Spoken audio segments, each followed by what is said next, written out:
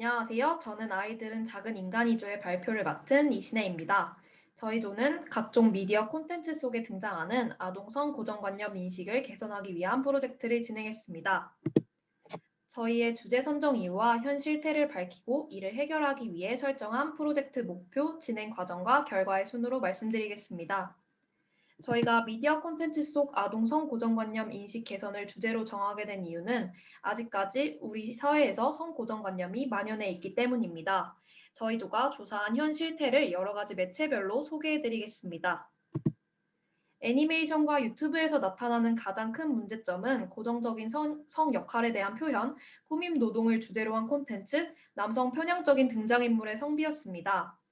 유명한 어린이 콘텐츠 회사인 핑크퐁에서 낸 동요 자동차 가족에서는 아빠는 힘든 모습으로 일하고 엄마는 한껏 꾸미고 수영장에 가는 모습을 보여주었고, 유치원 초등학생들에게 인기 있는 유튜버 헤이진이는 어린이 화장품 리뷰 및 메이크업 영상을 주로 올리며 애니메이션의 주인공은 대부분 남자라는 문제점을 발견할 수 있었습니다. 이는 게임, 영화, 동화책에서도 크게 다르지 않은데요. 게임 캐릭터 중 여성은 대부분 무능력하고 늘 구해주어야 하는 존재로 등장하며 드레스를 입고 있습니다. 또한 변신하는 과정에서도 특정 신체가 부각되는 등 성적 대상화된 콘텐츠를 접하고 있습니다. 충격적이게도 이는 비단 온라인 콘텐츠에서만 해당하는 것은 아니었습니다.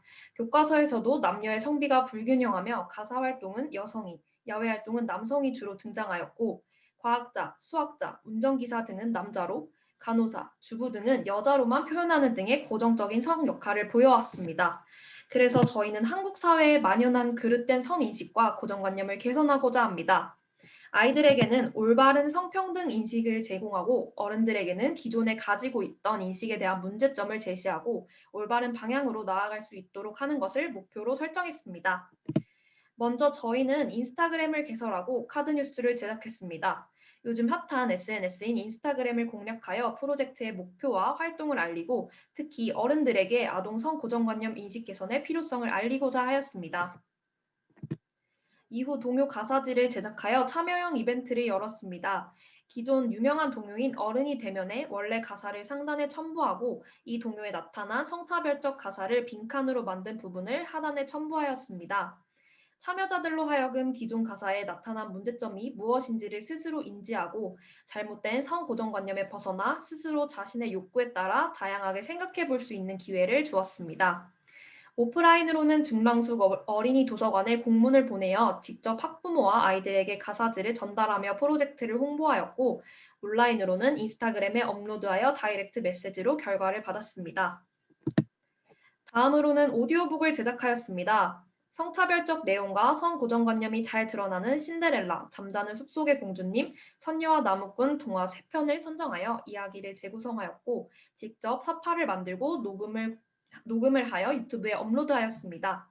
이에 새로운 신데렐라, 잠자는 숲속의 왕자, 선남과 나무꾼이 탄생하게 되었습니다.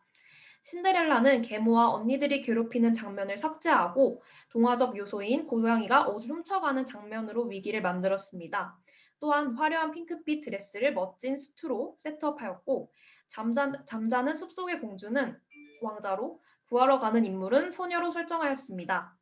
마지막으로 선녀와 나무꾼 같은 경우에는 옷을 훔쳐가는 장면을 삭제하였고 다른 사람을 도와주는 모습을 보고 사랑에 빠지는 것으로 바꾸었습니다.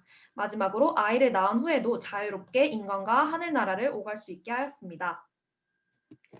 가사지는 총 50부 정도를 배부했으며 30정 정도 온 오프라인으로 회수되었고 저희가 의도했던 것처럼 성별, 직업에 상관없이 다양한 의견을 알 수 있었습니다.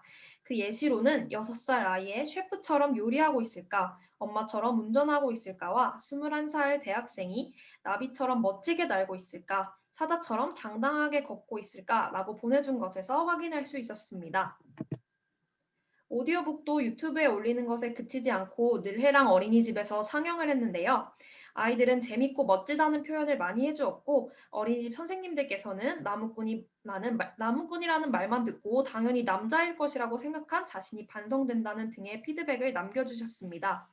이처럼 저희는 성공적으로 아이들과 어른들의 성고정관념 인식을 개선하고 건강한 콘텐츠 소비를 할 수 있도록 도울 수 있었고 이는 저희에게도 아주 뜻깊은 시간이 되었습니다. 발표 시간 관계상 동화를 직접 보여드리진 못했지만 PDF나 요약서에서 첨부한 링크로 들어가셔서 저희의 영상을 꼭 시청해 주시면 감사하겠습니다. 이상으로 발표를 마치겠습니다. 감사합니다.